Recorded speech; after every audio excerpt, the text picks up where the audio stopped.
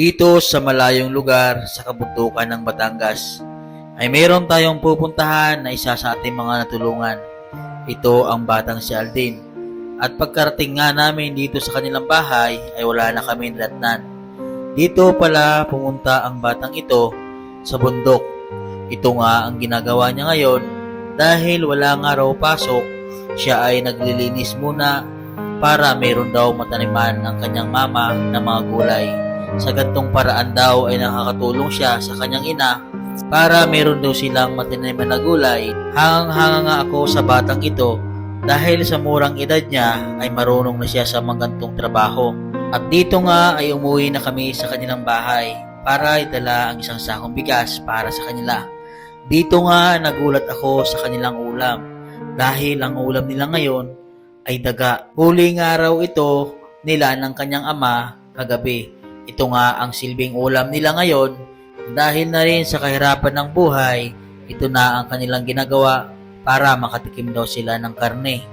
Mga kababayan, narito po ang kwento ng kanilang buhay.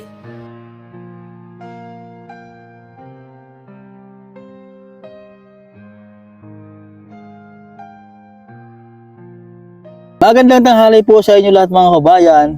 So ngayon po for today's video ay babalik po tayo kay Aldin. So isa po ito sa mga batang ating tinutulungan po dito po sa Batangas. Ito po ay nakatira po sila sa bundok.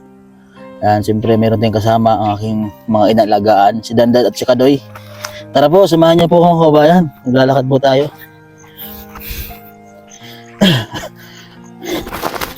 Dala exercise na lang po ito. Paun tayo sa kanilang bahay.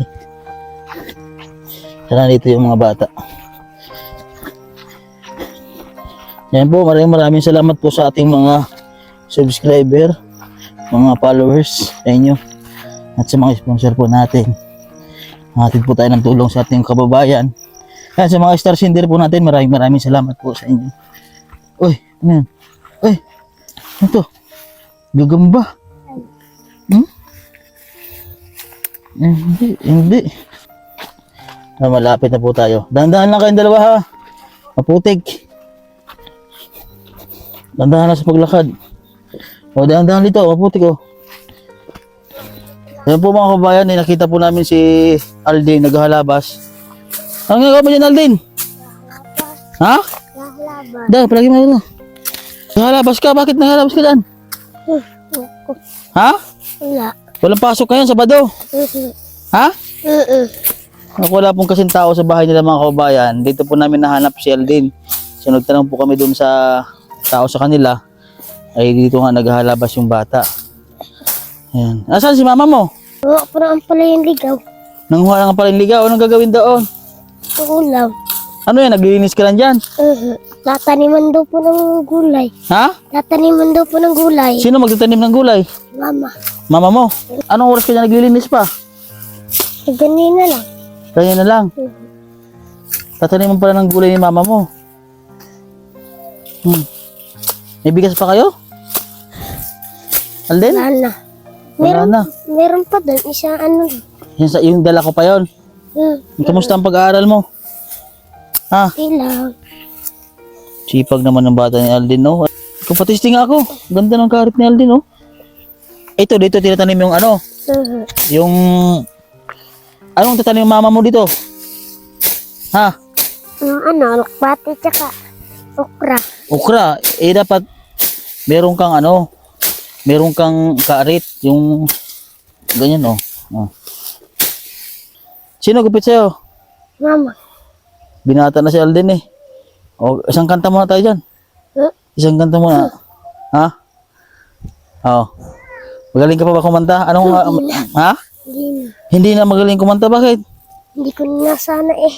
Ha? Hindi na nasanay. Hindi ka na nagsasanay. Bakit hindi nagsasanay? Wala. Wala nang ano, wala nang karaoke. Wala. Ha? Oh. Isa, pupunta natin si mama niyo. Tumadala kong bigas. Punta tayo si mama mo. Yan po, dito po nanguha ng gulay ang kanya mama. Ay, Ate Marilyn, kamusta po? Ay, diyan. Ay, sa mga gubat-gubat po pala, ano? Ano, pala niligaw? Marami na kayo nakuha. Ha? Kaunti pa. Oh. Ayan po. Ano yan? Ano yung isang gulay na yan? Nakainin niya kasi tanggal yung bulate. Ha? Batil. Ay, batilis. Ano na to? Ang tawag dito ay ano? Lina. Ilina. Nakakatanggal to ng bulate. Yun nga. Ha? Kuha na niya kanina at kainin daw. Pumurga. Si Alden, nakita namin, naghahalabas. Ha? Inutusan niyo maglinis. Siya lang naman nag-ala dyan. Tatanimin niyo daw ng gulay. Nabuti, nakakalakad na po kayo. Kalakad nga, masakit na. Ha? Na ano nga ako eh. Na ano? Napapaganyan ba? Natutupi. Ilandahan lang. Ano po, ulam niyo po yan ngayon? Ano, Isa, tara po sa bahay niya. May dala po akong bigas. Yan po mga kabahay, nakarating na po kami sa kanilang bahay. Tamaril, ito po yung bigas na inyo. Oo. Dito po tayo. Asan si Alden? Ano din? Anong ulam nyo ngayon? Nagkain na kayong magahan? hindi pa. Hindi pa. Ano yan? Yung daga. Daga! Bakit? Hindi yung ano. Iulam nyo? Priblutuan nila sila. Nakain ako. Nakain niya. Sino kumain? Daga ang ulam mo din? Ha? Wala ulam. Sino nakahuli ng daga din? Papa mo? Saan ang huli ng daga? Ha? Saan? Tubuhan. Sa tubuhan. Ilang pirasong daga ang niluto ni papa mo? 3. Malalaki. Ha? Ano luto Alden ng daga Alden? Ha? Wala na. Ito pa siguro. Ay ito, sus ko. Daga. Ay makakain naman po yan mga kabayan. Malinis naman. Oo, yung dagang tubo. Ako kumakain din po ako ng dagang palay. Akin na, buksan natin. Dagang pa. Ha? Bukas na ng mamayang gabi daw, mga palaka. Palaka. Akala ko yung dagang bahay ang ginluto ng papa mo eh. Dagang tubuhan naman pala. Wala nang malalaki nito. Mura. Dagang, ang sarap yan. O, bibi, oh. Nilagyan ito ng maraming luya. Damay sili. Pili na siguro yan lahat eh. Tinadtad ng maliliit. Mura na ito eh. Ha, Alden? Ha? Masarap? Alden? Adobo. Dapat adobo sa gata. Adobo lang ata ni papa mo eh. Ha, Alden? Anong nyog? Walang nyog. Ang kakain ka, Alden? Ha? Yung ulamin mo yung daga. Sarap. Kung kain ni Alden na. Kailan nito ang papa mo? Kagabi. Ulam niyo yan. Yun ang ulam niyo daw. Yung po mga kabayan o, dagang tubo. Puro sili. Ha? Puro sili. Puro sili. Kumakain ka kahit maraming sili. Ha? Sarap ang ulam ni Alden. Oh. May ubo si Alden. Sin. Sarap. Kain. Subuhan mo si sino nga yan? Vincent. Si Vincent. O galing kasi sila sa sa bukid. Umuha po ng mga gulayin tapos naabutan ko. Yun, subo agad. Oh. Anghang. Si Vincent. Sarap. Anghang. Iyak yan. Marami Alden yung karne. Ha? Maraming karne yan kagabi. Gaano kalaking daga ang dala ni papa mo? Ano lang? Gaano kalalaki? Yung gano'n nila. Ha? Gano'n kalala ka. Gaano kalalaki? Kain oh. Ang pati ng karne? Alden? Oh. Ano yun? Atay? Ha? Atay, Alden? Hindi. Karne? Tikman natin mga kabayan kung anong lasa po nito. Ito po ay daga. Siyempre, makain nga tayo ng mga bunlod. Ito pa kayong daga. Sugar po. Pero kumakain po. Last kong kumain ng Panood ko yung ano niya, Ha? yung nawa ka ng bundod. bunlod. Oh. Buod nga din eh. Pero last pong kumain ako ng daga, siguro po ay matagal na. High school pa po ako noon. Sa Mindoro po sa amin. So, dagang palay po yun. Hindi po dagang tubo. So, itong dagang tubo po ay ang kinakain po nito yung mga karamihan po, mga tubo naman, malilinis naman. Yun nga, Pag nasa tubo, hindi po pagkatulad sa dagang bahay, marumi po yun. Pero pag mga ganitong tubong, ay dagang tubo, dagang palay, kinakain po niyan, mga ano lang, mga yan, pag nasa palayan, palay po ang kinakain, pag sa tubuan, tubo po ang kinakain. Daw?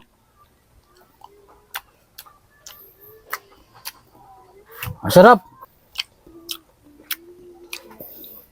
Masarap. Ang lasa niya ay hindi siya manok. Parang Baboy.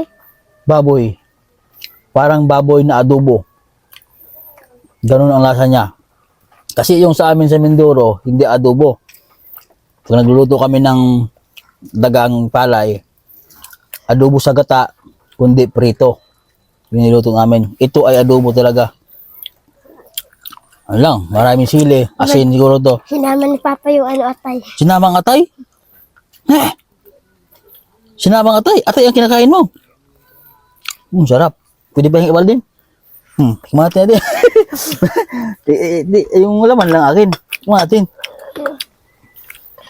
Sabi sa inyo mga kababayan tayo po kung ano kinakain ng mga ating mga tinutulungan. Kinakain din po natin yan. Ganun po tayo. Ito ano to Aldin?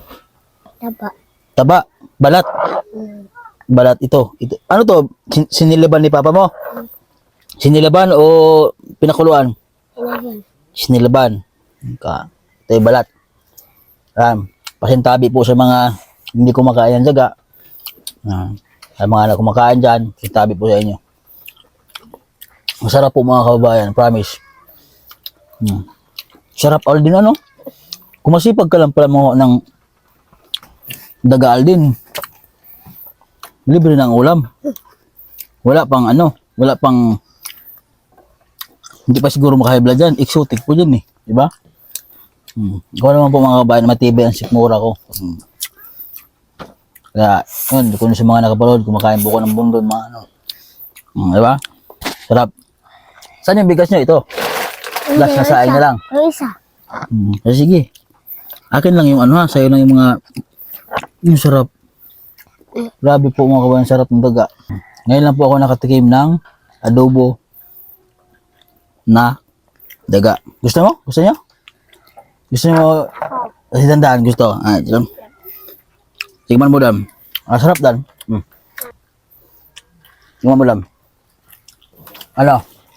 Masarap? Yung cameraman ko kumain. Ang sarap daw.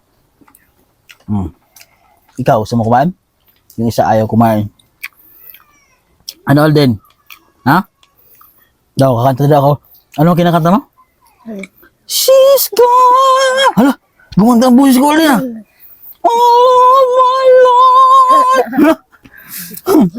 Oh, what's wrong? Hala, parang daga ng busis nila. Ay, sabi sa'yo ganda pala ng busis ng daga. Kaya pala maganda ang busis mo. Kasi ang kinakain mo mga ganyan. Daga. Palaka, kumakain ka. Ha? Anong palaka ang kinakain mo? Ano? Frog. Ha? Bullfrog. Yung may gatas. Ayun po, yung bullfrog. Kumakain din po kami noon. May sikreto lang po yan sa pagluluto ng bullfrog. Yung bullfrog po, yun po yung nakakalason. Yun po yung may gatas sa likod. Delikado po yun. Kaya po ang mga nagluluto lang po noon, yung mga veterano. Marunong po magtanggal ng lason. Papa, marunong. Marunong. Kasi yung mama ko mga kabayan ay Lunggo. Taga Negros talaga ang mama ko. Taga Bacolod.